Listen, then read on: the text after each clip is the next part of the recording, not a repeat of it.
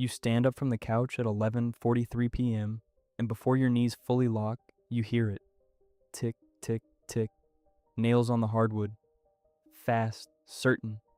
Your dog was half asleep 10 seconds ago.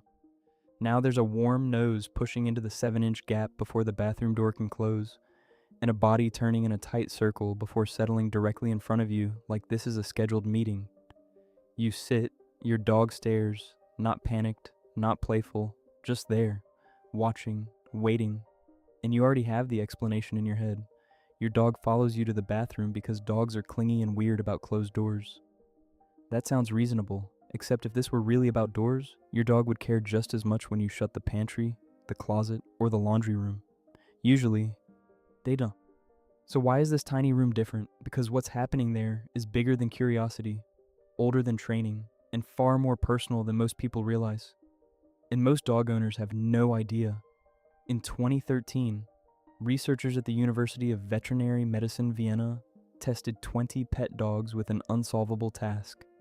The dogs had to work at a puzzle while their owner was present, while a stranger was present, or while they were alone.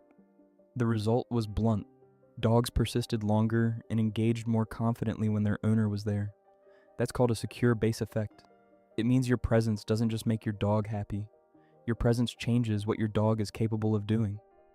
Like a toddler glancing back at a parent at the edge of a playground, your dog is not simply checking on you. And your dog is orienting to the point that makes the whole environment feel safe enough to navigate.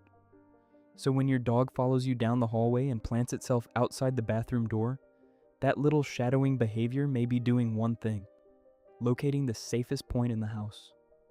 But behavior is only the surface. The deeper question is what your dog's body thinks it's doing when it loses sight of you. In 2015, researchers at Azabu University in Japan studied 30 dog owner pairs and measured oxytocin levels before and after a 30-minute interaction. Oxytocin is the chemistry of stay close, you're safe, the feeling version of home. The dogs that spent longer gazing at their owners triggered oxytocin increases in both the human and the dog. Then the researchers repeated a similar setup with hand-raised wolves. No loop, no shared rise. A zero. That matters because this isn't just affection. It's a feedback system. Your dog looks for you. Your body responds. Your response changes your dog. Your dog comes back again, and that means something enormous. Your dog doesn't just like being near you. Your absence interrupts a chemical conversation your dog's body has learned to expect. That's why this feels so intense. Not dramatic, not silly, biological. So how did an animal descended from wolves end up with a reunion circuit built around you? You can trace it back at least 14,200 years. At Bonnober Castle in Germany, archaeologists found a dog buried with 2 humans. And this wasn't just disposal.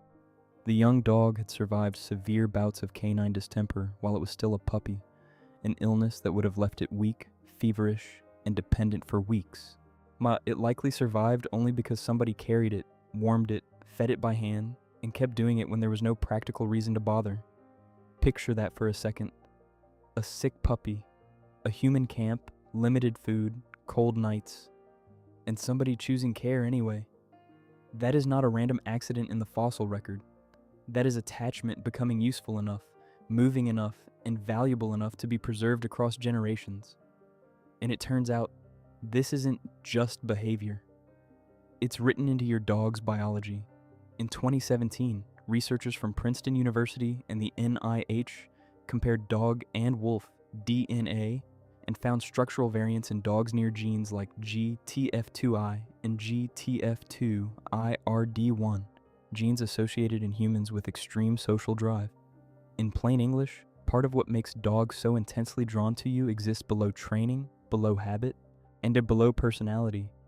Some dogs are not merely acting social, they are built to over-orient to humans, which should mean the most bonded dogs feel safest and follow you less. But that's not what happens. Here's the paradox. The dogs that trust you most often keep track of you most closely. Why? Because secure attachment doesn't eliminate monitoring. It changes the purpose of it. In studies on dog-human social referencing, including work from the University of Milan, dogs faced with ambiguous situations repeatedly look back to their owners before deciding what to do. Not because they were helpless, because you function as information. You're not just comfort, you're context. So the bathroom following isn't always neediness. Often it's your dog keeping the map in view. And if you think that sounds abstract, the next layer is where it gets almost unsettling. In 2019, researchers at Linköping University studied 58 dog owner pairs using hair cortisol. Cortisol is a stress hormone, and hair acts like a slow biological archive, a chemical record of stress across weeks and months, not minutes. The finding was startling. The owner's long-term stress levels predicted the dog's long-term stress levels better than the dog's own personality did.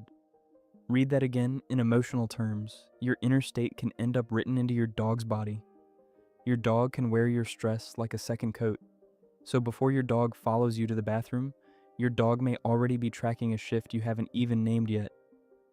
There's one last thing I need to tell you, and it might be the most important part of this video. Sometimes this behavior is attachment, sometimes it's distress. If your dog follows you and then settles, that's one thing. If your dog escalates the second the door closes, whining, scratching, panting in a cool room, lip licking, pacing, refusing to settle, having accidents, chewing near exits, that's not just a Velcro dog, that can be separation-related stress. And if this behavior suddenly appears out of nowhere, especially in an older dog, you should also pay attention to pain, vision changes, cognitive decline, or illness. A new need to track you can be a health signal before it becomes a crisis. Because your dog will not tell you with words, your dog will tell you with patterns. So the next time it's 11:43 p.m. and you rise from the couch, and before your knees fully lock, you hear those nails ticking over the hardwood, and that nose presses into the same 7-inch gap before the bathroom door can close, the moment feels different.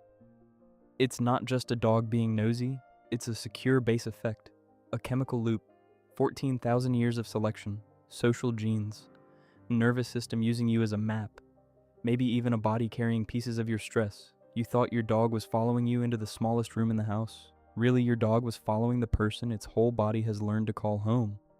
Subscribe if you want more videos that make everyday dog behavior impossible to look at the same way again. And tell me in the comments, Velcro or chill, and watch the next video, because this goes one layer deeper. How your dog can smell your stress before you even feel it.